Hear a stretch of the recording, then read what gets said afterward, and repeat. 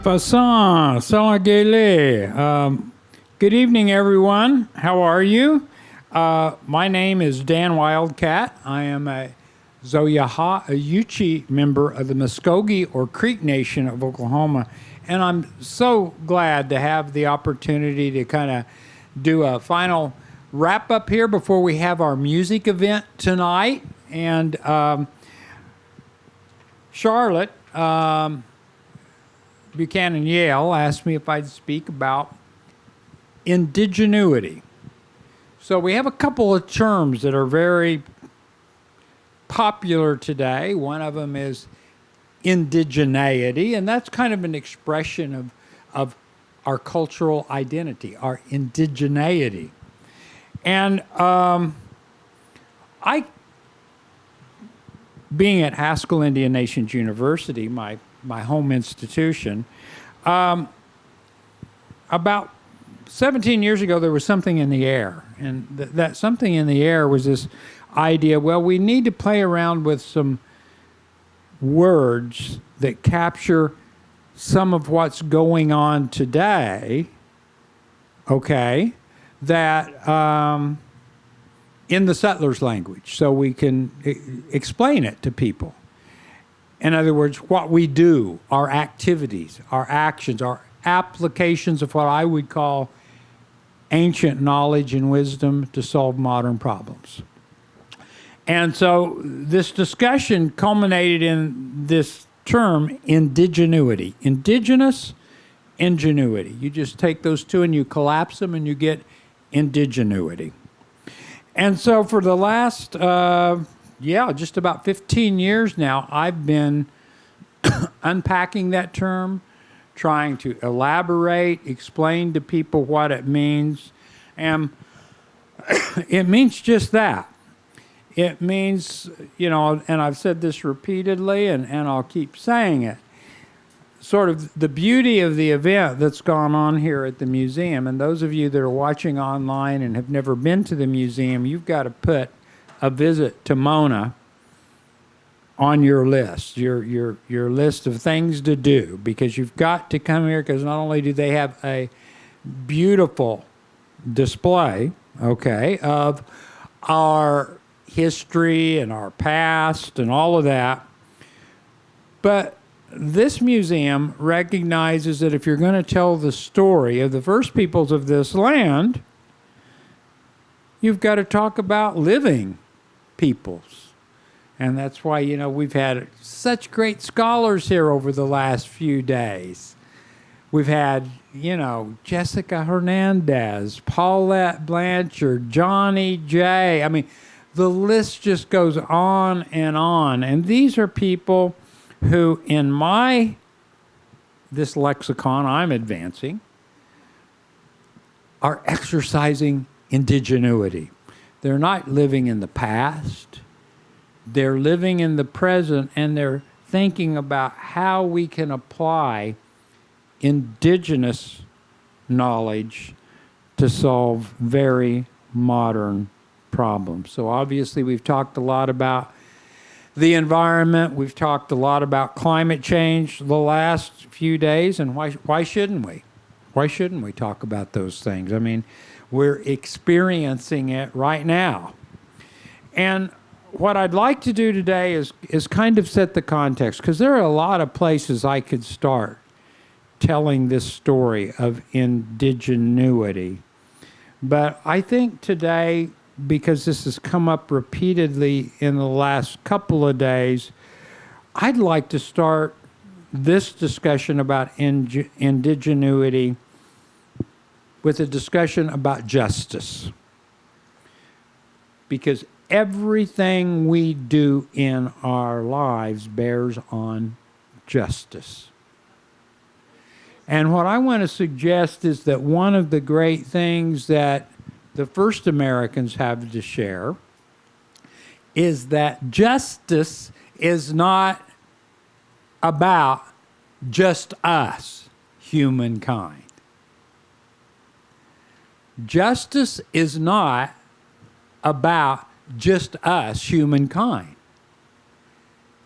in my Zoyaha traditions and in many of the traditions that people have spoken of the last couple of days, what you begin to get a sense of is that in our worldviews, justice is about how do we stand and live in right relations with the balance of that different than human living world we are a part of. That's a pretty radical step if you think about it. In other words, the moral sphere is not an exclusively human sphere. It is a sphere that includes the earth, the grass, the water, the air.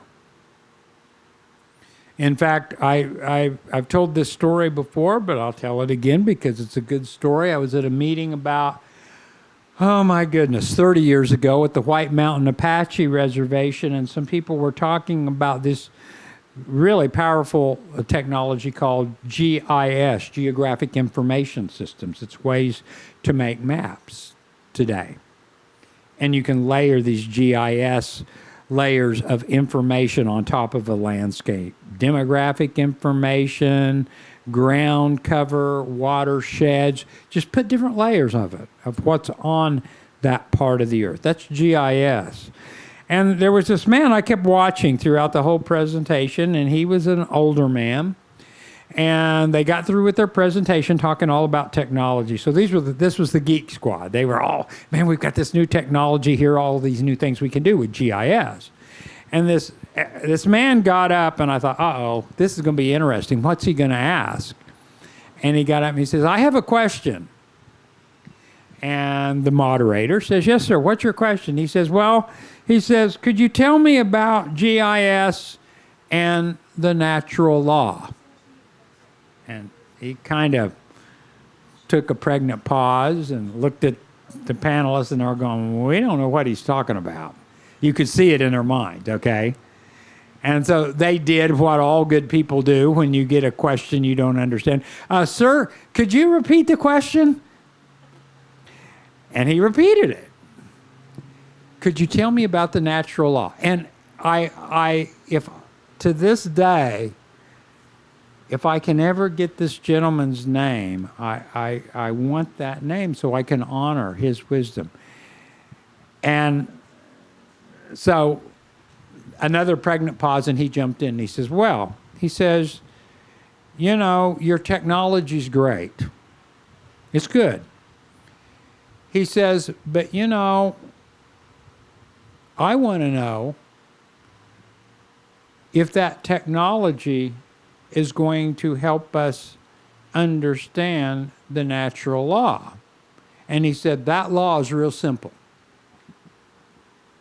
L, the land. A, the air. W, the water. He says, that's the natural law. And he says, and there are penalties if you don't respect that law. I've thought about this so often. This is the first Indigenous environmental and science lesson I would teach elementary kids. Because this is what he said. If you don't respect the land, the air, and the water, there are going to be penalties you're going to pay.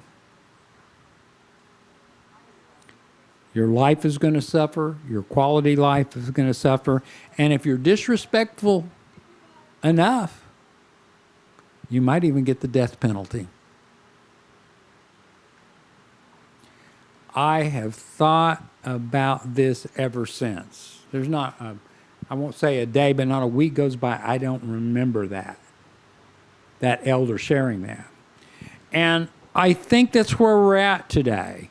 We're at a place where now, if we're going to really understand justice on this beautiful blue-green planet, Earth, we're going to have to recalibrate what justice means and realize it's not about just us humans. It's about the kinds of relationships we have in many of our tribal traditions, people we would denominate as different than human persons. In other words, we attribute them personhood. Now, I'm not going to go into the science of it, but any of you who have read Robin Wall Kimmerer's book, Braiding Sweetgrass, she will explain to you the science of how trees communicate to each other, and they do. Science now says our trees communicate to each other. They help each other out. A mother tree will have ways of shifting some of the nutrients she needs to those new roots of younger trees. Wow. That's what mothers do. They always take care of their little ones, okay, in a healthy society. So the title for this talk was Indigenuity. It's all about community. I'm going to make the argument today that what we need to do is to mend in the dominant society the frayed relationship we've created with this Mother Earth. That is going to be critical. And I'm going to make the argument the most important voices to help us do that are indigenous voices, like Paulette Blanchard, like Jessica Hernandez, okay? Like Patrick Freeland, like Michelle Montgomery. They're indigenous voices who are bringing indigenous knowledge, ancient wisdom to solve modern problems. That's the short definition for indigenuity. Bring ancient wisdom to solve modern problems. And I think that, we need to be very honest about how hard this work is going to be. I think the planet is sending us pretty clear messages right now that we've been behaving badly. We need to change how we're doing things, what we're doing. But it's going to be really hard. It's going to be very, very hard. So I want to make it clear this is hard work, and it's going to take all kinds of partnerships and alliances to make it happen. But what we have to do is, number one, we have to walk away from that view that we live in a world full of resources that are ours to manage. It makes a big difference if you think of the plants and animals and the trees and the water and the land itself as a resource or a relative. I don't know in your family, but if the only time you show up is when you got your hand out and want something, at a certain point, your relatives see you coming down the road, they turn the lights off and lock the front door. We're not home. We're not home. What has humankind done? Pretty steadily for the last 500 years, we've extracted everything we can out of the earth, out of the water. We're constantly looking for new ways to use resources. Guess what? You don't use resources, you respect them. You build a respectful relationship with relatives. That is a first step. That is going to be hard work. I was thinking about driving over here on Sunday. I went to Sapulpa, Oklahoma first for a special service they were doing for my dear aunt Maxine, who had passed away at the height of COVID. And so that we wanted to do, now that we're kind of post-COVID, we still got it around, but things have lightened up a little bit. We're getting together. Did a little memorial service for her. And so I went over to Sapulpa, and then I was thinking about coming here and what I was going to say. Okay? And as I was driving on 44 east out of Tulsa, I started noticing that all there was on either side of 44 were either car lots or warehouses with lots of trucks lined up. And I thought, Dan, get real. This is the world people live in.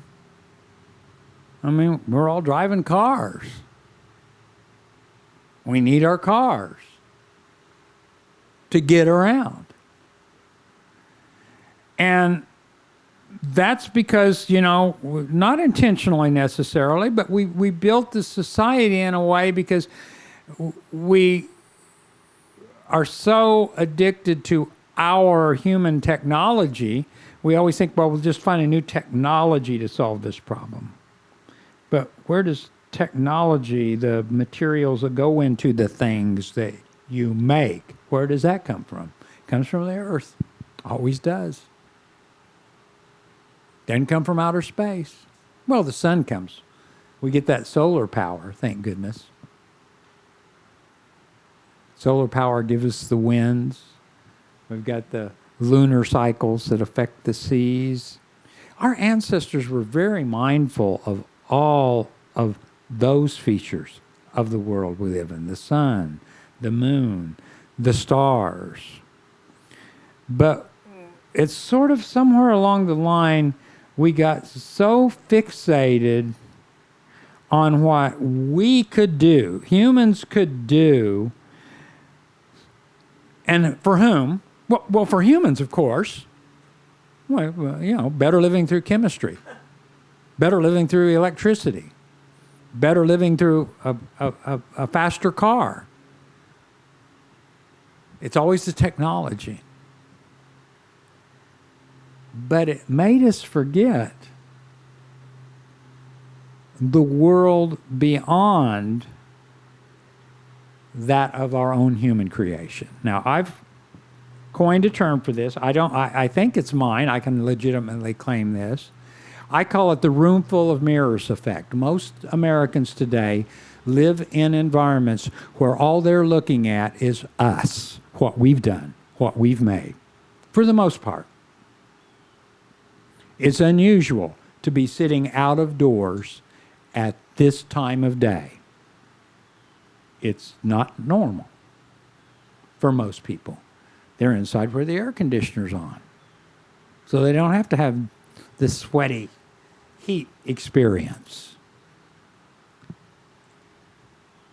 But this room full of mirrors has produced something. I call it, we have a modern insulated ignorance that we've cultivated. Now, some of you I know come from farm folk. At least one of you in here I know has some farm folk in your heritage. And have you ever asked yourself, how the heck did my grandparents know when to plant, know when to harvest, and how did they wrangle with the weather? I mean, they couldn't pull out their phone and say, okay, let me go to weather.com and see what the weather's going to be for the next 10 days. Oh. They didn't have that. But they knew a lot about the weather because they paid attention to the wind, that breeze we're feeling. By the way, Patrick Freeland was here. He's one of my former students. He's Muskogee. He's the Wind Clan. Wind Clan, again, talk about making a relationship with nature. Why do you think the Muskogee had a Wind Clan? Because on a day like this, that wind feels good. To be in the Wind Clan among the Muskogee is a powerful clan because you're responsible for communication. The wind tells you things. Hunters know the importance of which way the wind blows. We live in a world where we don't pay any attention to that. We're not mindful. We don't have to be. I've got my phone. I got my app. And what's the wind going to do? Oh, I don't know. I'm just going to go in, sit inside in the centrally heated and air-conditioned home. And man, my dad used to make me mad. My dad was the last holdout on buying cars with air conditioning. He thought that was the most superfluous thing you could ever buy. I'd say, Dad, we need an air conditioner. He said, roll down the window, son. That was the air conditioner. Yep. Roll down the window. Roll down the window, son. That's in Oklahoma, too. I mean, it was hot. But I want to be realistic. We live in a way that has made us inattentive and unmindful of these relationships that we've got to restore, folks, or we're going to suffer the consequences of violating the natural law that elder talked about. And I think it's starting to show. So when I say community, I mean restoring an ancient kinship notion of our human place in a family that includes the ecosystem we are a part of. We're animals. Oh, no. We're above animals. Oh, really? What makes you so superior? Oh, well, we're rational. Yeah, we can see how rational you are. You build an industrial society that looks like it's about ready to do great damage to the planet. There's a whole debate about whether or not we're in a sixth extinction event. I'm on the fence on that. I don't know if we should actually call it a sixth extinction event. There are good reasons. Some scientists have argued we shouldn't use that term. There are some who will say, no, we are in a sixth extinction event. Now, it's underway. Why are they saying that? The International Union for the Conservation of Nature, IUCN, an international group of scientists, our own Smithsonian Natural History Museum, the World Wildlife Federation,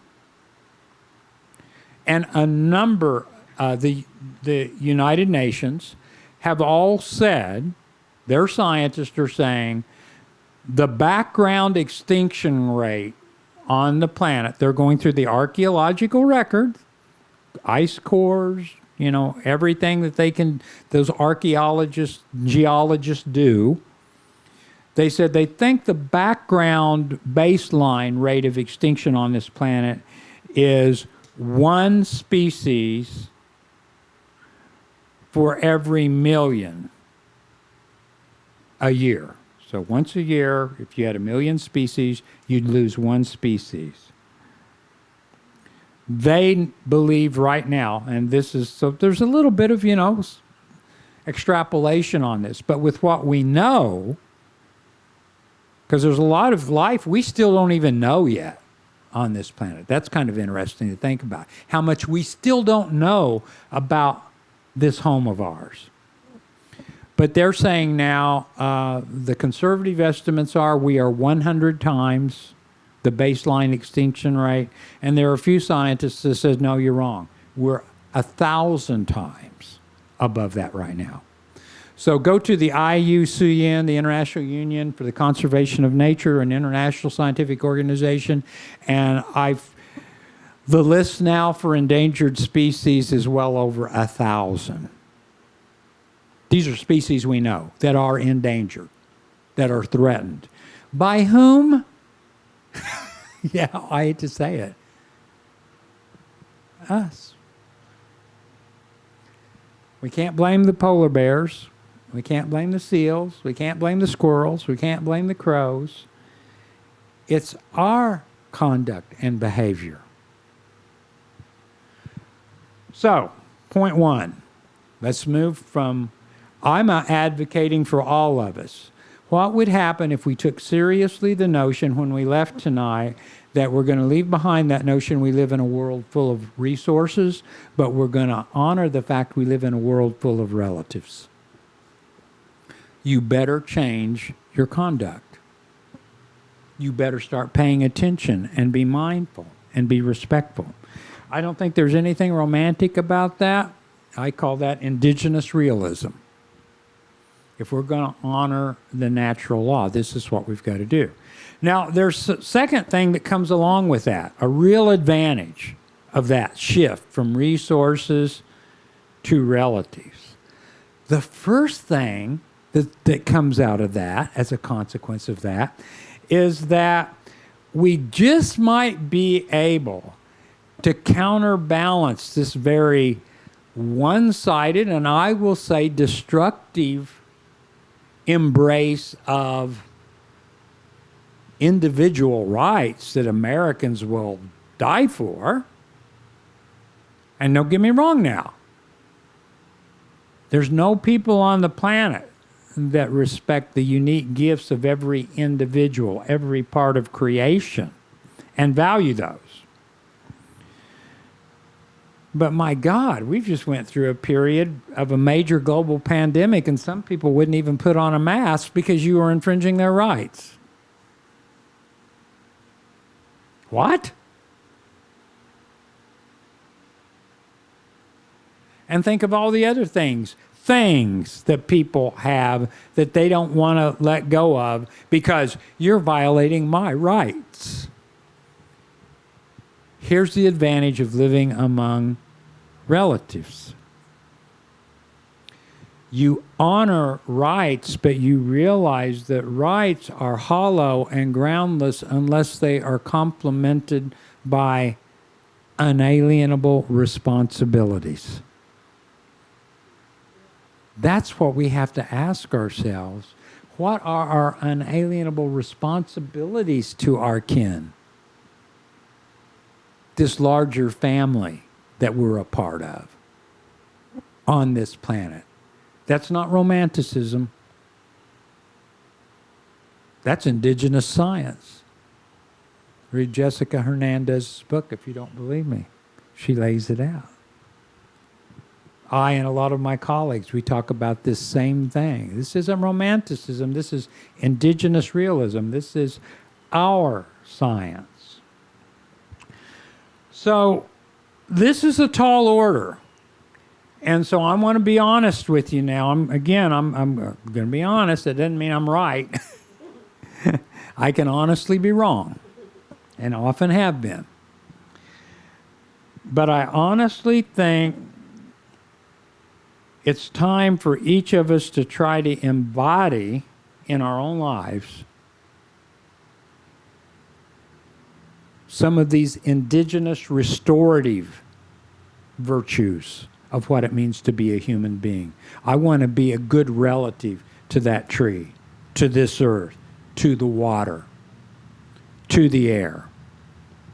By the way, scientists are catching on to this, and we've got now more scientists from NASA, from NOAA, the National Oceanic and Atmospheric Administration, from the National Center for Atmospheric Research, from Scripps Oceanic Institute, who are inviting indigenous knowledge holders to come do science with them because they know that people who've lived on landscapes for hundreds and thousands of years know something about that place. And they can tell you the changes that are going on right now that their satellites might not see.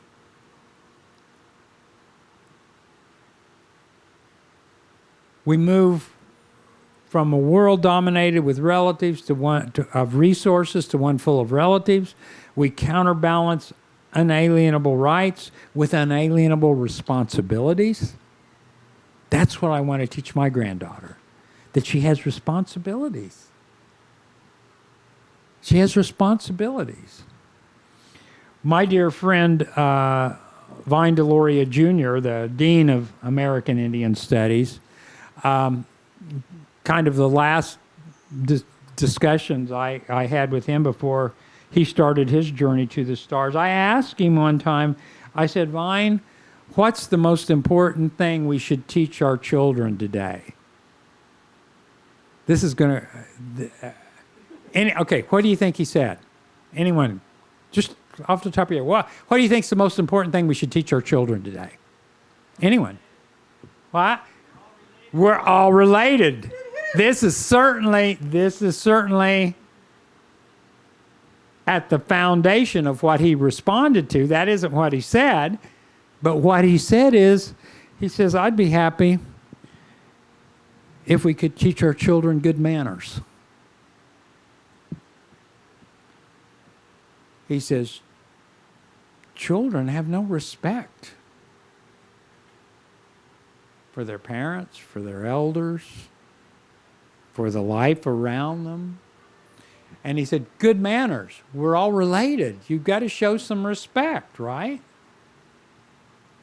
And I think that this is that part of the cultural change I'm advocating. Indigenuity. We need radical exercises of indigenuity, the application of ancient indigenous knowledge, which is empirical, which is experiential, about how to live well in particular places. And we need that, realizing that we will live in a more just world by doing so. Again, we build a society that's going to make this hard work. We've got, what do they call it? Planners and organizational theorists would call this. You have a deep sunk infrastructure. In other words, our infrastructure's in place. I mean, we've built a society around cars. That's why we got roads everywhere. Okay? But I don't know if you're like me. My dream is to find a walkable community. I don't want a car in 10 years. I'm perfectly glad to walk to the store. But I don't want to walk across the interstate to get there. I mean, I'm not that crazy. You know, that's risking your life. Try to walk across a major intersection. But what about walkable communities? Is that unrealistic? It seems like a lot of people, a lot of young people are interested in that right now. We talked about in the last session that the young people are starting to teach their parents. It goes in a circle. It goes in a circle. Everything is in a circle. So we've got a lot of work ahead of us. I'm telling you, you've got to learn to build a relationship with the trees, with the plants, with the animals, with the land, the air, the water. And we can't even build good relationships between our own humankind right now. I mean, I'm going to be honest. You want to talk about a divided and a difficult environment?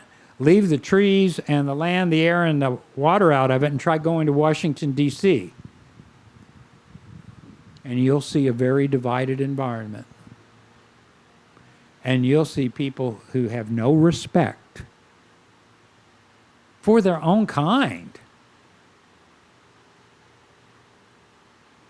Because we've lost the ability to speak honestly to one another.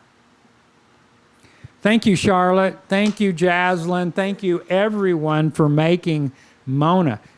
So all the young scholars I helped invite, their comment to me on leaving was, Dan, that was really a safe space. We could speak our mind. We weren't afraid. We felt empowered. And that's unusual today. We had students come in yesterday in a session, and it was funny watching them over the course of about an hour. At first, you could tell they were kind of like this, like, okay, we got dragged out of the classroom. We got to listen to this stuff for an hour. And by the end of it, there were students, some of those that were looking like they could care less, wanted to come up and visit. And they were thanking people for what they heard, what they said. We've got all kinds of opportunities to improve. And again, what Vine was saying, I wish they had good manners. One of the last essays he wrote was on about maturity. And he said, here was his final observation. He says, I think humans are a immature species. And the question is, think about it. Now, remember how I told that later? It's true. I mean, in terms of evolution, we've been here a lot fewer years than that tree and its ancestors. They were here for a long time. And the water and those animals in the water. We're Johnny-come-latelys. We're still immature. But his question he raised is, he says, I think the real question is, are we going to finally become mature human beings, or will we stay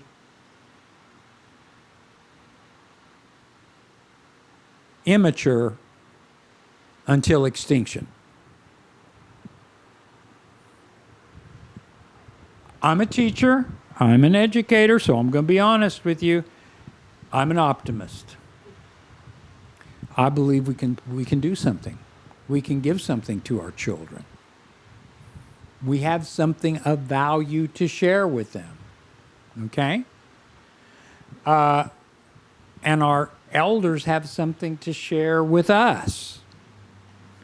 And I am hopeful that as in this next century we empower and listen to indigenous peoples all around the planet who understand the world isn't all about us. So people always ask me, well, if I want to understand indigenous worldviews, what's a good principle to understand? And Jessica, I'd like to get your opinion on this. I said, well, one of the things to understand is that, you know, scientists have said now we live in the age of the Anthropocene. It's named after us. The new geological period of history, they're saying, is named after humans because we're changing the planet so dramatically. This is scientists that are saying this. We live in the Anthropocene. And it's very fitting because the last several hundreds, maybe thousands of years have been all about us. So it's fitting.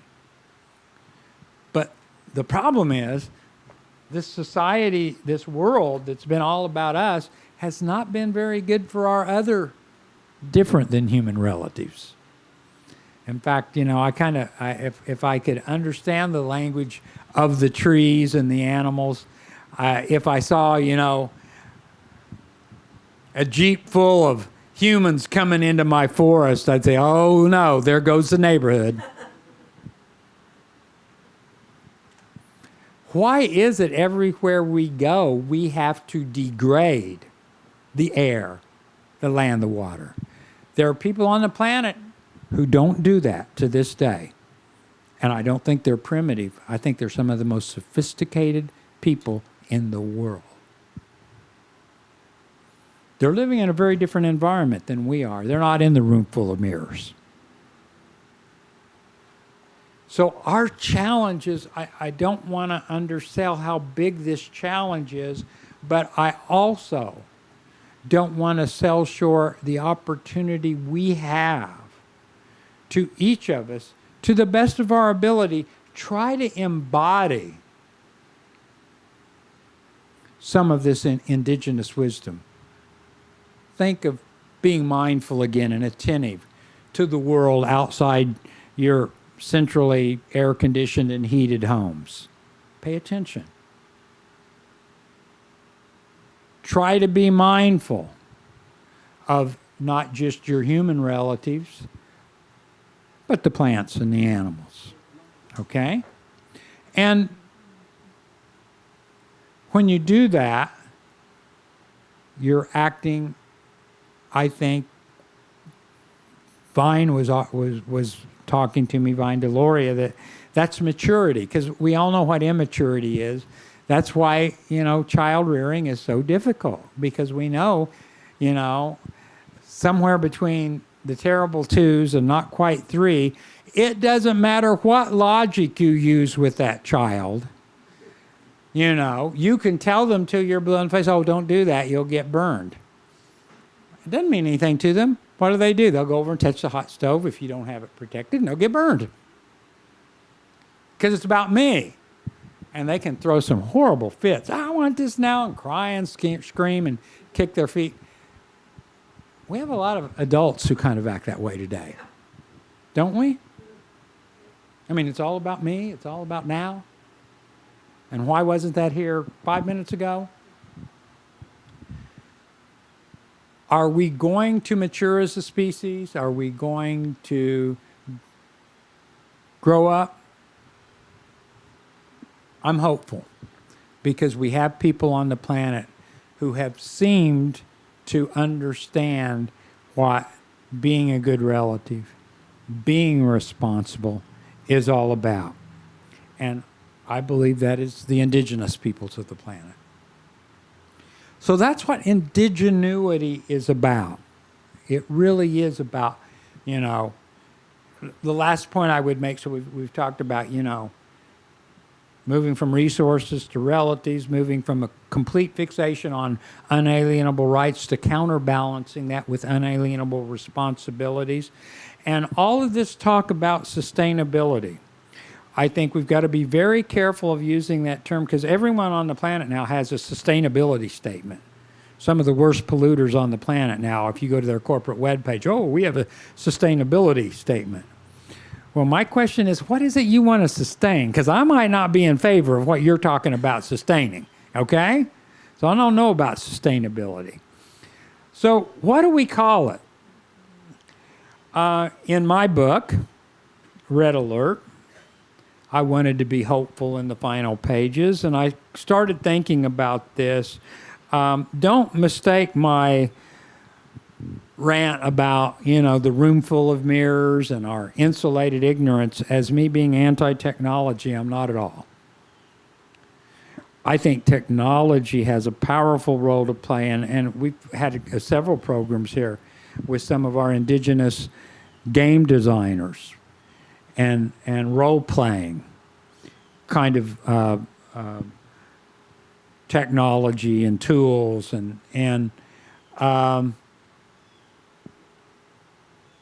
that's not all bad. But it depends on to what end you are trying to attain with games. Being able to understand the role of another person or their psychology or their motivations can be very useful, can be very helpful. And in fact, it's interesting, we could think of whole games, and we probably have some already, that are way beyond just a transactional view of the world. Oh, well, it's just all about, you know, monopoly. Do I get your house on whatever those streets are and, you know, build a hotel? That's old. That's the old games. We've got games about family, about kinship, about stewardship. So technology can serve a useful purpose. I'm not against technology. I just think we've misplaced the value of technology. I talk about something called the technology equals the 3 C's over E. And that is the value of technology. I did this because I was given a presentation one time for engineers, and I was told engineers always like to have formulas. So I put together this thing, and they seemed to like it. I said, so we've valued technology incorrectly. The real value of technology is a functional statement, or some mathematicians would call it an operator in a string of functional statements. I don't want to get too heavy into math. But anyway, T equals 3C over E. What does that mean? The value of technology is the numerator is the 3 C's: culture, communication, and community. Is your technology enhancing that? I'll make an argument right now that so far the internet is showing a greater propensity for dividing us than it is bringing us together.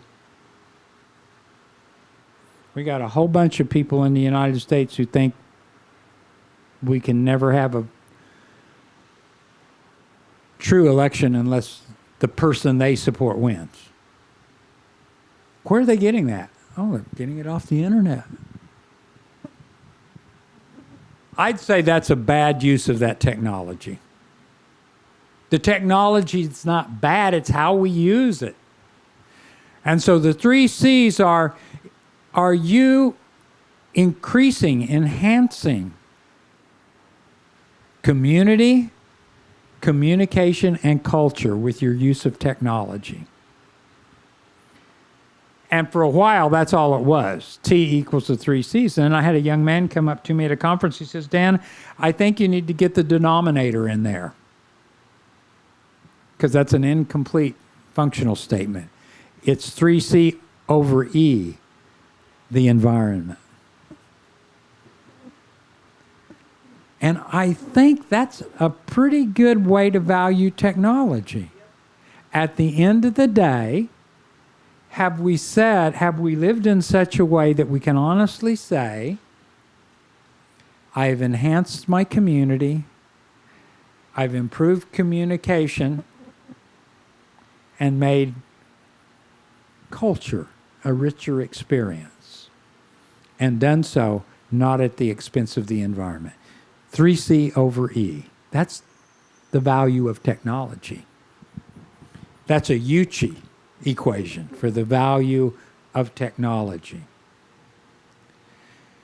Another way of saying it is, because I used to get people who'd say, oh, Wildcat, you're against technology. You want us to all go back and live in teepees and wiki-ups. And I'd say, no, I haven't said that. That's not what I'm saying. We can't go back. Okay? But we can pay attention to the world we live in right now. And so they said, well, what are you in favor of? And I said, and then it clicked in my mind. So this is the last couple of pages of my book, Red Alert. I say, what I am for is promoting systems of life enhancement on this planet. If you want another notion of progress that is not anthropocentric and all about us, humankind, I think that's a reasonable measure.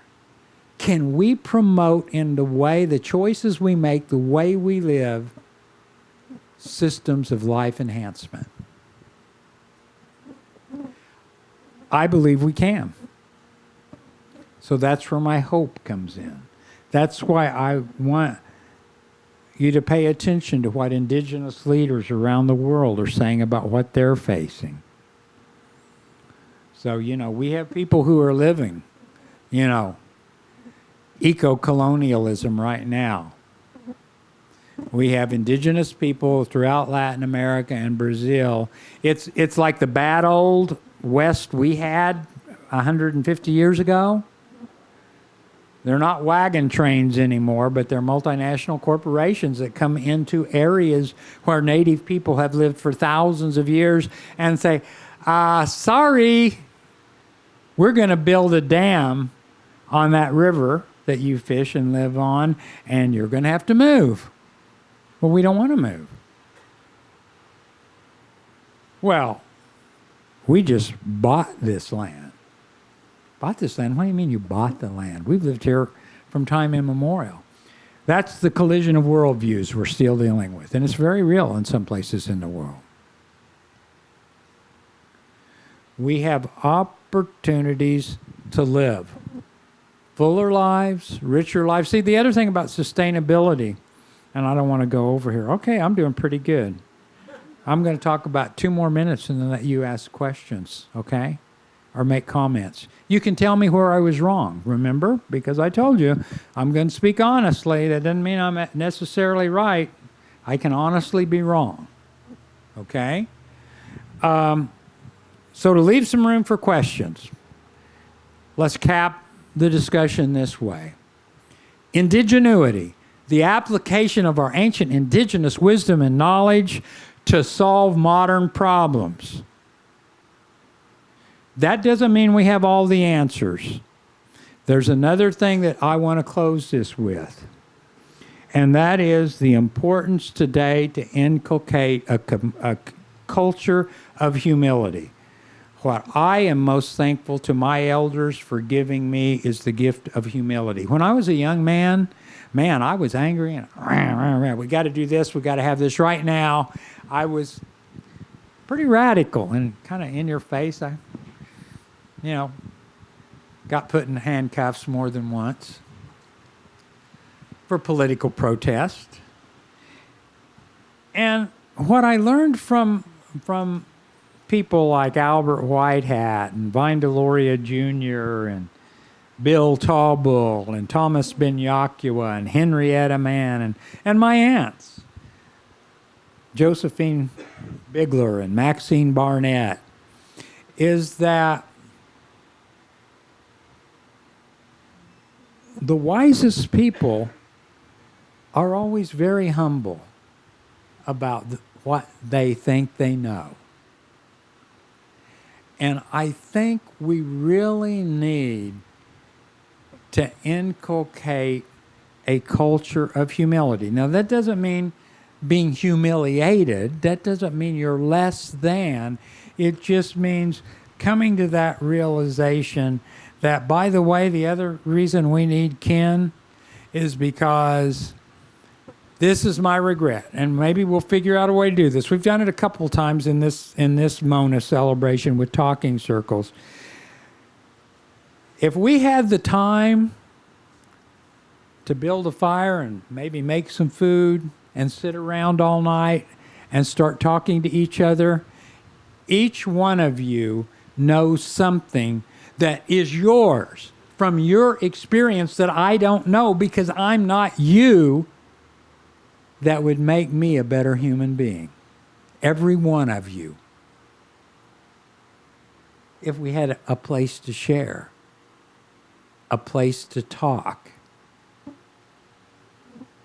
That's the kind of humility that we need. We don't know it all. And my Yuchi relatives know-it-alls, man, you avoid them like the plague. Because we know better. There's no such thing. And know-it-alls are dangerous. Because we know, that's crazy. You can't know it all. Quick story. I heard this from Nisga'a people on the coast of British Columbia. They had a story about their treaty. They were doing their, trying to do treaty reparations and looking at the ways treaties had been violated. So they were looking at land claims. And they had to go to provincial court in British Columbia. And the tribal council met and the lawyers were telling them, well, you need this big expert witness from the eastern part of Canada, from Toronto or Montreal. And they've got their PhD after their name, and they're experts on Indigenous people. And we need an expert witness to talk about our traditional land use of our lands. Because this is what the court's going to decide. Do you get to keep those lands? Were those a part of your lands in the treaty that we signed 200 years ago? And they listened to the lawyers and they said, no, that's not our expert. This man who lives up the river, halfway up the mountain, he's our expert. And the lawyers are going like, well, is he a PhD? Does he have any credentials? I said, no. He's lived his whole life in the forest on the river. He knows our land. The day of the hearing comes. So basically, they told the lawyers, forget it. We're going to go with our elder. We want him to testify in our hearing.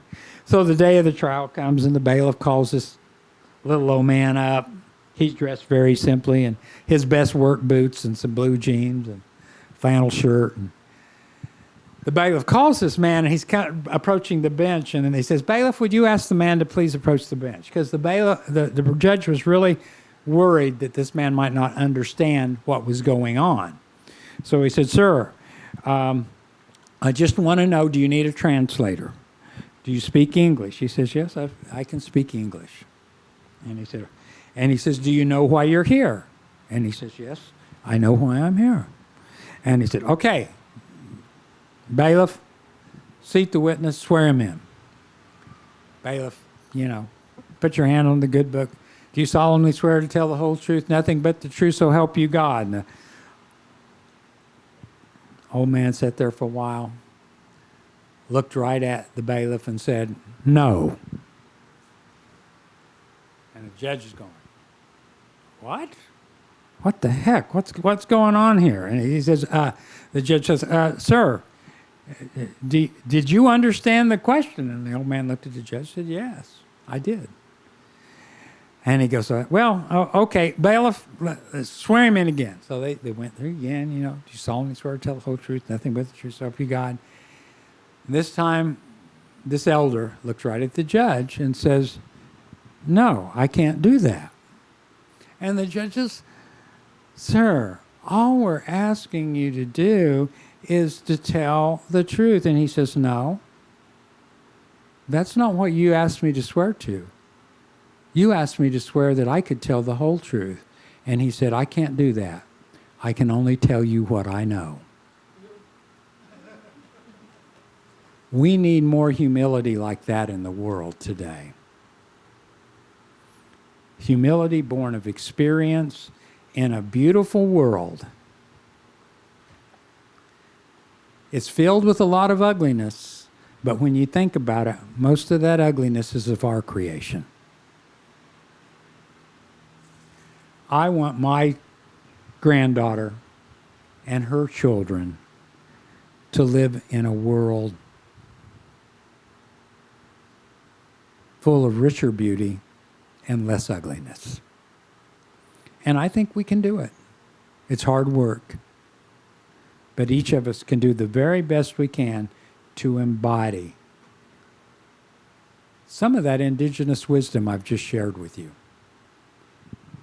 Sanlai, Gadasada. Thank you so much. Questions? We got 5 minutes. They just flashed me. We can have 5 minutes. Anyone have a question? Anyone have a question?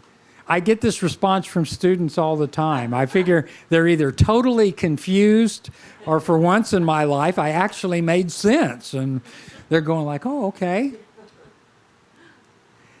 Thank you so much for being a part of our family. Oh, by the way, we've been telling everyone this, right? What? Contest. Yeah, we're gonna announce contest winners right now. So, Gabe, you're gonna come up. We've had a great contest on Indigenuity, encouraging young people and old people and everyone to kind of suggest their own exercise of Indigenuity. Thank you. So I'm here today because I was the winner last year. I was supposed to say that. I'm not trying to say anything. So thank you all, and thank you so much for having this event and everything. It's very special to get to be here again after being gone for so long. So I won't drag it out for too long. I think there's a slide that's going to come on behind me. There we go. All right. So first off, we have different sections. We have a K through 12 section and an adult section. So starting with the K through 12, our first winner is Alana, who I think that's the name of the artwork, and that was submitted by a group of kids from Cyril schools. And you can see the artwork here below, that wonderful spirit bird with the earth behind it. We also notice it's missing an eye, so we want to ask the creator what that might mean, because we think it's got something to do with the message.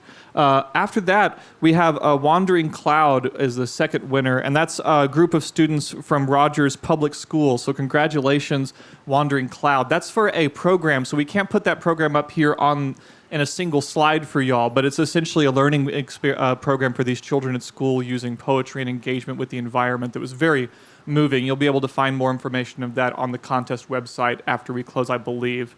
And then last, for the K through 12, we also have Kendall, who did the artwork you see here next to the spirit bird of her interconnected environment and how she perceives it. Really, really cool stuff. Made me think of some Salvador Dali and some Impressionism and the serpent above the sun eye. Really, really special. So congratulations to our winners for K through 12. So yeah. And next we have the adult winners. The first adult winner is 2 water bodies, 1 Salish sea. This was submitted from a group of folks over on the West Coast, talking about the health of salmon in the Salish Sea and a proposal they had to help clean up some of the waters they have in that area, as opposed to it just being used specifically for industry. So more of a lot of what Dan was talking about in his previous talk with this Indigenuity concept, right on market for the contest. So we want to congratulate the 2 Water Bodies project.